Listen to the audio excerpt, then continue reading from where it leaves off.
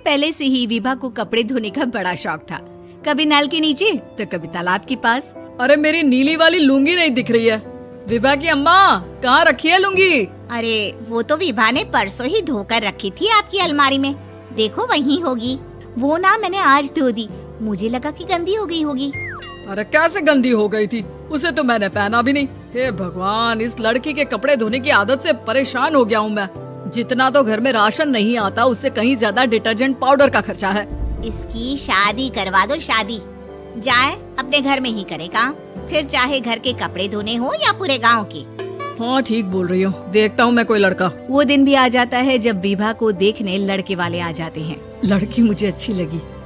होने वाली सास कहती है, बेटी अगर कुछ पूछना है तो पूछ लो।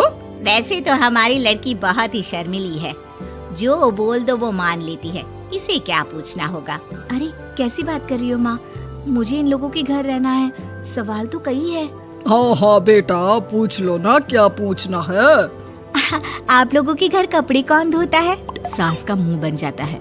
देखो, अगर तुम ये कहना चाहती हो कि तुम्हें कपड़े धोने नहीं आते तो सुन लो, कपड़े मैं ही धोती हूँ, लेकिन तुम्हारे आ जाने के बाद मैं रुमाल तक नहीं धोऊंगी। अरे चुप रहना भाग्यवान, बहू बेचारी घर आई नहीं, उसे डराना शुरू कर दिया। वो क्या है ना बिटिया, अभी तक तो ये कल्लू की माँ ही धोती थी, लेकिन अब तुम्हारे पापा तो दहेज में वॉशिंग मशीन देंगे ही।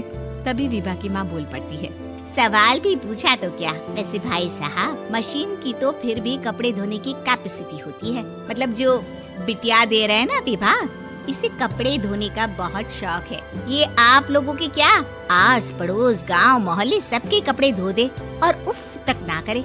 बाहर देखा नहीं आपने कितने कपड़े सूख रहे हैं? सब हमारी बिटिया ने ही तो धोए हैं। बस भी करो ना माँ, शर्म आ रही इतनी तारीफ सुनकर। और तो और एक दाग निकाल कर दिखाओ तो मान जाऊँ। हाँ अच्छा अच्छा, माफ करना बेटा, मैंने गलत समझा।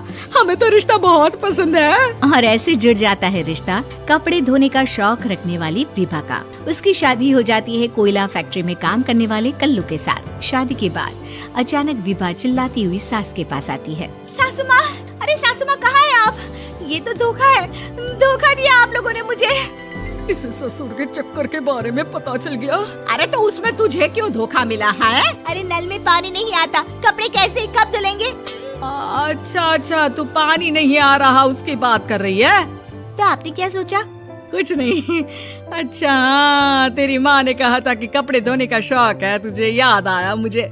शौक शौक बोलकर कपड़े धोने वाले मेरे जुनून को कम ना आके सासू माँ, कपड़ा धोना मेरा गुरूर है। तभी पति भी वहाँ आ जाता है। अभी अभी मैंने इसे सनी देओल की फिल्म दिखाई है, उसी के डायलॉग मार रही है माँ। अच्छा सुन, साफ साफ बता रही हूँ, पानी सुबह 4 से 6 और शाम को 10 से 12 आता है, समझी? विभा टाइमिंग सुनकर हैरान हो जाती है। ये क्या भूतों का मोहल्ला है? सुबह 4 बजे उठकर कौन कपड़े धोता है? 4 बजे टंकी में पानी जाता है, फिर सारा दिन धोना ना, किसने मना किया? अरे कैसे बात कर रही हैं? 200 लीटर की टंकी में कितने कपड़े धो लूंगी मैं? सुबह ही उठ जाऊंगी मैं। अब क्या था, विभा सुबह 4 से लेकर रात के 12 बजे तक कपड़े ही धोती रहती। एक रोज सास पड़ोस से निकलकर कहीं जा रही होती है कि साथ वाली कहती है, हाँ कल्लू की माँ, जरा ये बताओ कि 2 साड़ी है, 2 ब्लाउज और एक पेटीकोट और एक नाड़े वाला लंबा कच्छा। हाँ तो? अरे तो क्या, कितना लोगी धुलाई ये बताओ। धोबन दिख रहे हैं हम क्या? हमारे पति सरकारी नौकरी से अभी अभी रिटायर हुए हैं और बेटा सुपरवाइजर है कोयला फैक्ट्री में। धोबन समझ रखा है हमें। हाय रे कल्लू की अम्मा, माफ कर दो, वो तो मोहल्ले में यही सब बता रहे थे कि तुमने बहू को कपड़ा धुलवाने के काम में लगा दिया है। सास को पड़ोसन की बात सुनकर गुस्सा आ जाता है। वो घर पहुंचती है जहां घर के बाहर ही इतने सारे कपड़े सूख रहे होते हैं जितने कि किसी धोबन के घर पर। अरे ओ कल्लू की दुल्हन, बाहर निकल। माँ जी यहीं आ जाओ, बाथरूम में चादर धो रहे हैं हम। अरे अभी हम धोते हैं, तुमको बाहर निकलो। ये आस पड़ोस वाले बोल रहे हैं कि हम बहू से कपड़े धुलवा धुलवा कर उसे कपड़ा धोने वाली बना दिए हैं। अरे छोड़ो ना माँ जी, किन लोगों की बातों में आती हो? आस पास के लोगों का तो काम ही होता है कि वो किसी तरह सास बहू को लड़ा दे। बहू सारे घर के कपड़े धोती है, ये क्या कम है? बोलिए। सास को भी लग जाता है कि वो बहू का ये सनकीपन नहीं छुड़वा सकती, इससे अच्छा है कि खुद ही चुप हो जाए। एक रोज सास और बहू मंदिर जाते हैं, जहाँ सास की साड़ी वहाँ खड़ी भीख मांगने वाली से मिलती है। माँ जी क्या बात है, आपकी साड़ी उस भिखारन से कितनी मिल रही है ना? हाँ हाँ देखो तो, दोनों की साड़ी मिल रही है। क्या बात है कल्लू की अम्मा, तुम खुद को तो अफसर की बीवी बताती हो और ऐसी सिंपल सी प्लेन साड़ी पहनकर घूमती हो। सिंपल और प्लेन नहीं है ये साड़ी। तो क्या सोने के धागे से फूल बने हैं?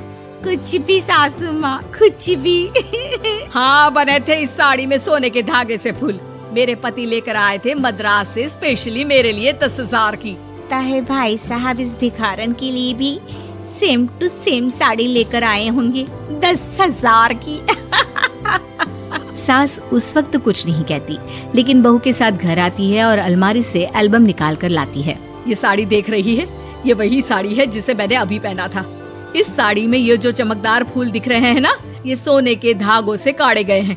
लेकिन तू लोकल वॉशिंग मशीन ब्रश से घिस घिस कर सारे फूलों को निकाल कर साड़ी प्लेन कर दी। मुझे माफ कर दीजिए सासू माँ। और तो और, जब मैंने तुझे तेरी गलती के लिए कुछ नहीं कहा, लेकिन तूने तो सबके सामने मेरा मजाक ही बना दिया। क्यों? बहू को समझ में आ जाता है कि अब से उसका कपड़े धोना बंद।